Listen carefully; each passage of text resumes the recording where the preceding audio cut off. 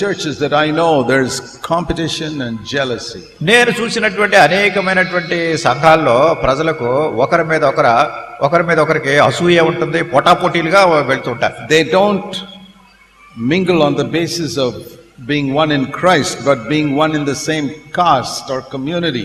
క్రీస్తునందు మేము ఒకరమే అనేటటువంటి దాన్ని చెప్పకుండా ఏదో కులాలు లేకుంటే జాతులు దానిలో మేమంతా ఒకటి అన్నట్టుగా చెప్పుకుపోతుంటాం. Or the highly educated people mingle only among themselves and the uneducated people mingle among themselves. లేకుంటే కొన్నిసార్లు విద్యాధికులైనటువంటి వాళ్ళు అంటే ఎక్కువగా చదువుకున్నటువంటి వాళ్ళందరూ ఒక గుంపుగా తయారవుతారు, విద్యావిహీనులు ఎక్కువ చదువులేనటువంటి వాళ్ళు వీళ్ళు ఇంకో గుంపుగా తయారవుతారు. That's not the kingdom of God. అది దేవుని రాజ్యం కాదు. That's not the church of Jesus Christ. యేసుక్రీస్తు ప్రభువారు బోధించిన సంఘం అది కాదు.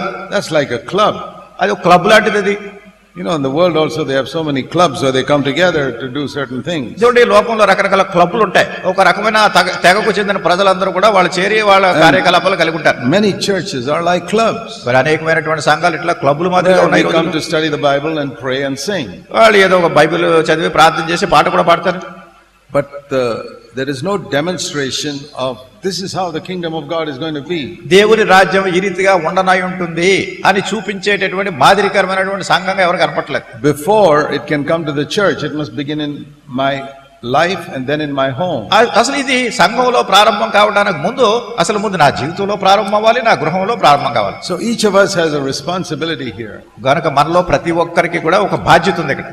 That God has placed me on earth. You remember he said, you are the light of the world. దేవుడు ఈ లోకంలో నన్ను ఉంచినప్పుడు ఆయన చెప్పాడు, గుర్తుపెట్టుకోండి, మీరు లోకమునకు వెలుగై ఉన్నారని. I want you to see what that light is. ఆ వెలుగు అంటే ఏమిటో మీరు చూడాలని కోరుతున్నాను. See in 1 John 1. యోహాను రాసిన మొదటి పత్రిక మొదటి అధ్యాయం. He tells them in verse 5. 5వ వచనంలో ఆయన చెప్తున్నారు. He says, this is the message we heard from God. And we want to announce to you that God is light.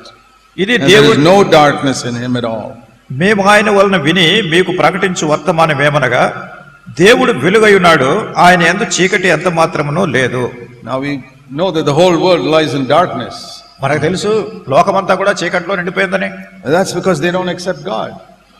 They don't accept God. వాళ్ళు దేవుడు అంగీకరించట్లేదు. But God is light and there's no darkness in him. అయితే దేవుడు వెలుగై ఉన్నాడు, ఆయనలో చీకటి ఎంత మాత్రం లేదు. How do you know whether your life is completely under the control of God? మీ జీవితము పూర్తిగా దేవుని అధీనంలో ఉంది అని మీరు తెలుసుకోవడం ఎట్లా? There will be no darkness in your life. మన జీవితంలో చీకటి ఉందనే సంగతి తెలుసు. What does it mean when it says God is light? అయితే దేవుడు వెలుగై ఉన్నాడు అంటే దాని అర్థం ఏంటి? John himself explains that in chapter 4. యోహాను ఈ సంగతిని వివరిస్తున్నాడు 4వ అధ్యాయంలో. In 1 John 4 and verse 8, మొదటి యోహాను 4వ అధ్యాయం 8వ వచనం. He says God is love. ఆయన అన్నాడు దేవుడు ప్రేమ స్వరూపి. So the light that John speaks about is love. ఈ యోహాను మాట్లాడేటటువంటి వెలుగు ఏమిటి అంటే ఇది ప్రేమ. When it says God is light, it means God is love. మరి దేవుడు వెలుగై ఉన్నాడు అని చెప్పినప్పుడు ఆయన అంటున్నాడు దేవుడు ప్రేమై ఉన్నాడు. And when Jesus came and showed the light of God to the world, he showed the love of God to the world. యేసుక్రీస్తు ప్రభువారు దేవుని యొక్క వెలుగును లోకానికి చూపించారు అంటే దేవుని ప్రేమను ఆయన కనపరిచారు. What that means is that every single thing that Jesus did, he did out of love for other people. దాని అర్థం ఏమిటంటే యేసుక్రీస్తు ప్రభువారు చేసినటువంటి ప్రతి కార్యము కూడా ఇతరుల ఎడల తనకున్నటువంటి ప్రేమను బట్టి దాన్ని వ్యక్తపరుస్తూ చేశారు. Out of love for his Father. తన తండ్రి నిమిత్తమైన కలిగి ఉన్నటువంటి ప్రేమను అనుసరించి కూడా. Everything he spoke was out of love for his Father and love for people. ఆయన మాట్లాడిన ప్రతి మాట కూడా తండ్రి ఎడల తనకున్నటువంటి ప్రేమను బట్టి, ప్రజల ఎడల తనకున్న ప్రేమను బట్టి ఆయన మాట్లాడారు. That is the kingdom of God. అదే దేవుని రాజ్యం అంటే. A kingdom where everything is governed by one law, and that's the law of love. సమస్తము కూడా ఒకే నియమం చేత నడిపించబడేది. అదేమిటంటే దేవుని ప్రేమ అనే నియమంతో నడిపించబడేదే దేవుని రాజ్యం. There's a verse in Isaiah chapter 11 which says, యెషయా గ్రంథము 11వ అధ్యాయంలో ఒక వచనం ఉంది. In Isaiah chapter 11 it says about that day when Jesus is going to be king over all the earth. యేసుక్రీస్తు ప్రభువారు భూమి మీద అంతటి కూడా రాజయ్యుడనైనటువంటి ఆ దినాన్ని గురించి ఇక్కడ చెప్పబడింది యెషయా గ్రంథం 11వ అధ్యాయంలో. And everything is going to be so peaceful. అంతా కూడా ప్రశాంతంగా ఉండేటటువంటి సంఘటన. And it says in verse 9, the last part, in that day the earth will be full of the knowledge of the Lord as the waters cover the sea. 9వ వచనము చివరి భాగంలో ఉంది. సముద్రము జలముతో నిండి ఉన్నట్టు లోకము యెహోవాను గూర్చిన జ్ఞానముతో నిండి ఉండును. You see the picture there? ఇక్కడ ఈ పటాన్ని చూస్తున్నారా? In a sea, it's all water. సముద్రం మీరు చూస్తే ఎంత చూసినా సముద్రం అంతా నీళ్లే ఉంటాయి. You look at a big sea.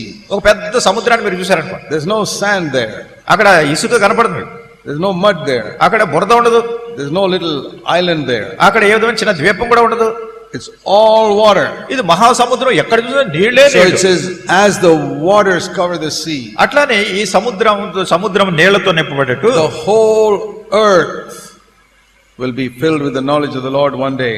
ఒక దినాన్ని లోకమంతా కూడా యెహోవాను గూర్చిన జ్ఞానంతో నిండి ఉంటుంది. The whole world will know one day that God is love. సర్వ లోకము కూడా ఒక దినాన్ని ఈ సంగతి తెలుసుకుంటుంది, దేవుడు ప్రేమ అయి ఉన్నాడు. There is no darkness in him. ఆయన యందు చీకటి అంత మాత్రము లేదు. Now these are not just good thoughts that we are to think about. ఏదో ఈ రాజ్యానికి పెద్ద తలంపులు కాదు మనం గ్రహించలేనటువంటి. We must remember that from the day of Pentecost onwards, the Holy Spirit has come. మనం జ్ఞాపకం చేసుకోవాలి, పెంతెకోస్తు దినాన్ని అనుసరి అప్పటి నుండి కూడా పరిశుద్ధాత్మ దిగి వచ్చినాడు. God has placed you and me on this earth to be a little demonstration of that kingdom of God. దేవుడు ఈ భూమి మీద నిన్ను నన్ను ఆ దేవుని రాజ్యానికి సంబంధించినటువంటి దాన్ని చూపించేవారుగా మనల్ని ఈ భూమి మీద ఉంచినాడు. That means people must see in me దాని అర్థం ఏమిటంటే ప్రజలు మనలో చూడాలి, నీలోను నాలోను. a life where everything I do and say is done by the law of love. నేను చేసేటటువంటిది కానీ నేను చెప్పేటటువంటిది కానీ ప్రేమ నియమాన్ని అనుసరించి చెప్తున్నాను చేస్తున్నాను అనేటటువంటిది లోకం And చూడాలి. that is what we have to repent of. అదే దాని గురించే మనం పశ్చాత్తాపడాలి ముందు. You examine your life, brothers and sisters. ప్రియ సహోదరులారా సహోదరులారా, మీ జీవితాలను పరీక్షించుకోండి. I examine my life నా జీవితాన్ని every day. ప్రతిరోజు నా జీవితాన్ని పరీక్షించుకుంటున్నాను. And I always examine myself by one law. నేను ఎల్లప్పుడూ కూడా నన్ను నేను ఒకే నియమాన్ని బట్టి పరీక్షించుకుంటూ ఉంటాను. The law of love. ఈ ప్రేమ నియమం ఉందా లేదా? Did I do that out of love for God నేను and love for people? దేవుని ఏళ్ల నాకున్నటువంటి ప్రేమను బట్టి, ప్రజల ఏళ్ల నాకున్నటువంటి ప్రేమను బట్టి నేను ఇది చేస్తున్నాను. Did I speak that నేను దాని out of love for God and love for people? దేవుని ఏళ్ల ఉన్నటువంటి ప్రేమ, మనుషులలో ఉన్నటువంటి ప్రేమను బట్టే నేను దాన్ని వెతుకుతున్నాను. If not, then I must repent however much I may think it is right. అలా కానట్టయితే ఎంతగా నేను సరిగానే ఉన్నాను అనుకున్నా గానీ దాని విషయమే నేను పశ్చాత్తాపడవలసిందే.